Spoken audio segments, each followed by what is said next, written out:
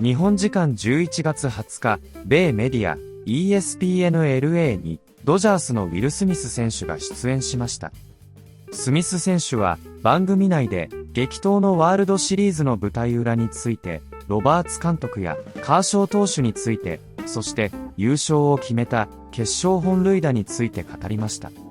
また、大谷選手について聞かれたスミス選手は、打撃練習では翔平だけ一人で打ってもらったんですよ。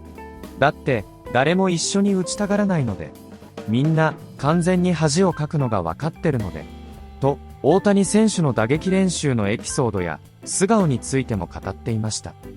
ここからはその様子を字幕付きでご紹介します。You're now a few weeks removed. When you look back on this World Series, what do you think of, Will?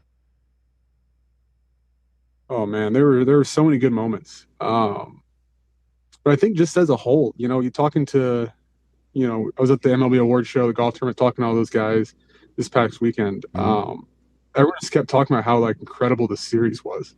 It was just back and forth. We had the 18-inning game. 7 games. That's an extra innings. It was just so back and forth. Such good baseball played between two really good teams.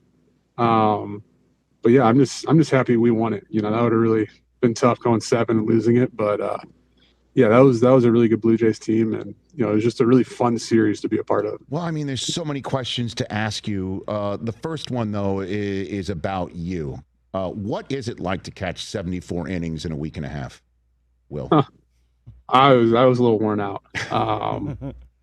Yeah, that 18-inning game, that took a lot out of me. That was a grind. I mean, coming back, having to catch the next 2 days after that was tough. We were doing everything, IVs, just a lot of treatment, just try to keep the legs under you. But everybody was grinding. Their guys were too. So it was just who could kind of gut it out and stick to it and keep going. Yeah, because again, I was going to ask you, because obviously you're still a young man, 30 years old, but catching and being able to hit and catch in a World Series is such a challenge. And then 74 innings, man. You probably set a record. I don't know I know there was a World Series longer. I didn't look it up. I don't know if the catcher caught every single moment of that World Series. You potentially set a record, Will. Yeah, I think so. That's what I was told and stuff and saw. But yeah, it's just crazy. It's just a lot of work throughout the year in the off season to have the strong legs and all that, and be able to not let it really affect me too much. The 7th game of this World Series, the ball is hit to Miguel Rojas. The infield is in. Isaiah Kiner-Falefa is just out of your field of vision to your left. The play goes to Rojas. Walk me through, because I'm sitting at home thinking this series is over because the way that he collected it, corralled it, and threw to you, I thought was too late. What was that like from your vantage point, Will? Yeah. I mean, you're kind of preparing before the pitch is thrown. If it's hit to whoever, you're hoping maybe you have time to turn a double play or something. But as soon as it was hit, he took a drop step. You knew it wasn't going to be a double play. So then I just turned into a first baseman there, just make sure you get one out. And yeah, luckily my foot stayed down enough. But that was a little hairy for a couple seconds when they replayed it. But got the out, moved on, and got the game going. Well, that was my question for you, is what was going through your mind while the entire World Series, your ability to potentially repeat the entire season was in a replay machine? Yeah, I was pretty sure, the throw beat him and everything. Didn't realize my foot came off at all. Wow. For, that half inch or whatever. So I was pretty confident they replayed it. We get 2 replays in the postseason. So, usually that first one they just kind of throw out there is like a maybe, maybe not. Who cares? We still have the second replay. So I kind of thought that's what was going on. And then it plays on the Jumbotron, and, I see my foot come off, and it's like, oh, crap, here we go. I can't imagine ending our season this way. It's a little bit of panic. But I was pretty confident after seeing the replay that he was going to be out. The call was going to stand. And did you notice so much conversation, Will, about Isaiah Kiner-Falefa's secondary lead not being as large as he wished, or the Blue Jays subsequently wished it could have been. Did you notice pre-pitch from Yamamoto that he was kind of even with Max Muncy at the time? Did you notice any of that prior to the pitch? Yeah, I noticed. Muncie and I are always kind of looking maybe for a back pick right there or something. Usually that's with just the man on third else on, but he's got to stay close in case there's a back pick on line drive. He can't get more than Munts. That's just typical baseball 101 on that. But yeah, that's just a tough spot, to lose, to come up, a couple inches short. But I don't think he did anything wrong. That's just how it had to be. Okay, because that's been a large conversation. And then as if you thought maybe your heart rate couldn't get any faster than the next pitch. Yep. Right? Or the next batter. Yeah. Clement, Ernie, putting that ball out there, Pages and Kike running into each other. That was a little hairy for a second too. So what was, again, you don't have the best seat in the house for that, but what was your perspective from behind home plate for this moment that we have on the screen right here? Will? Yeah, I think Kike, I don't know if he was playing a little shallower than normal because taking away a little blue pit, make him burn you over your head. But I thought it was Kike's ball the whole way. Just where it was hit, I'm kind of watching Kike, and I wasn't too confident that first couple of seconds that he was going to get all the way back there. Then Pages just kind of came out of nowhere and took it from him. And there's the picture, and it was, what a play by Andy. That was, neat. If the ball drops at all, it's game over. Well, let's talk about coming out of nowhere, Will, because he did come out of nowhere in the middle of the inning, out of the dugout. And, again, you performed well, extremely well, terrifically well, from the 2-hole after being moved around in the lineup with Mookie being dropped down from 2 to 3 and then 3 to 4. And then you're inserted in the 2-hole from which you hit the ultimately game-winning home run. Rojas is in at second. The reason why there's even a bottom of the ninth is because he homers. Can you walk me through what it's like to be managed by Dave Roberts, Will? Yeah, he's great. He's the only manager I've had, so I've been pretty lucky. No one really to compare him to him, but we get along great. We like to golf together and all that. But yeah, Doc, it seems like the last 2 years he's pulled all the right strings. Knowing what the team needs, knowing how, when we're at our best and who's out there. Last year it was where the bullpen going and leaning into that. This year it was leaning into starters, bringing starters out of the bullpen. Lining guys up correctly, getting Miggy in there for game 6 and 7, just moving guys around and kind of playing who's hot, who's not a little bit, but just sticking with us. He's always had our back. He's always trusting us. He's always, letting us know that he trusts us to just go out there, play our best baseball. And, I think that instills a lot of confidence in us and, gives us a little bit of a slight edge to, win these tight ball games. Yeah, and did I see him running the bases prior to Game 6 in Toronto, keeping you loose in a way? Like what was that? Him and what was that moment? Were racing. What was that? Him and Kimmy were racing the bases before Game 6, and I think Doc. I don't think he's gonna be doing that anymore. Because he face planted, right? Did he face planted? Oh yeah, everybody caught on camera. He comes in, he's covered in dirt, asking for Tylenol, Advil, and all that stuff. I don't know if you heard his hammy, but yeah, he was kind of in a rough spot for a minute or two. Hey, I'm the last guy to have fun at anybody running, So I just thought it was, again, you're down 3-2 after that amazing Game 3 win.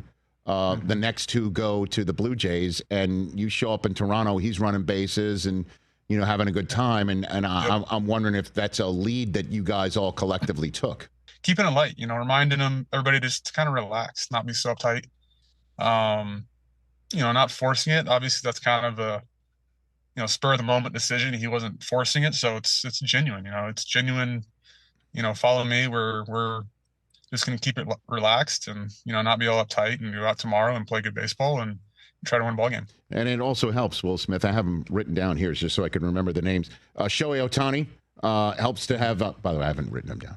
Yamamoto and Glasnow and Snell to be able to go out and throw those guys in relief and starting and things of that nature. How do you, as a catcher, keep your wits about you, knowing that these guys are all different types of pitchers and catching them all in the crucible of games 6 and 7? Will, is there a process that you can lay out there for us?